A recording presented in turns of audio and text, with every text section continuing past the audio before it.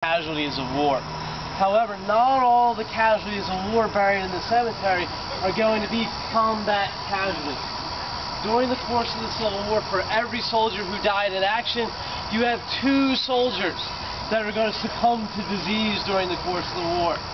Their first experience living in large numbers of men, close quarters, poor sanitary conditions, typhoid fever, typhus, pneumonia, dysentery are going to spring up and run rampant, killing many soldiers before they ever get a chance to see the enemy. The soldier whose grave's illuminated to your right, Eli Hitchcock, is one of those soldiers. He and his 2 brothers are going to enlist in Wisconsin in the spring of 1861, Eli giving up his job as a lawyer to fulfill his patriotic duty and join the military. In May of 1862 in northern Virginia near Potomac Creek, Eli's going to contract typhoid fever and be sent to the hospital. One of his brothers, Champ, will serve with him as his nurse, his constant companion, his constant caretaker. His other brother, Stansbury, visiting him on a regular basis.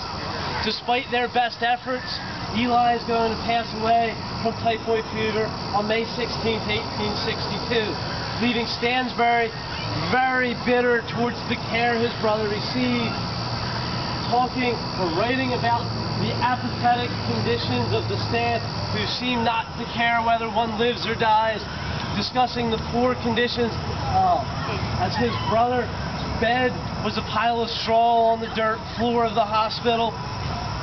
2 years later, Stansbury will follow his brother and perish for his country at the Battle of Spotsylvania on the night of May 10, 1864. Stansbury is going to be killed in action. Initially interred on the battlefield, he's going to be reinterred after the war and is now one of the 12,770 unknown soldiers buried in the cemetery here. The last brother, Champ, will survive through the war. However, he is not unscathed by it either.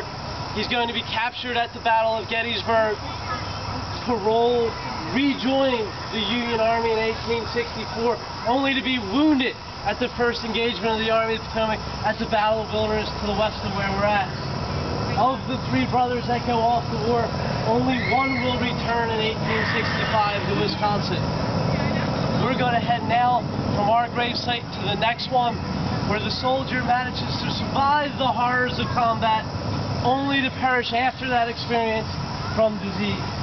So if we follow around the luminaries, heading towards the lantern at the next stop.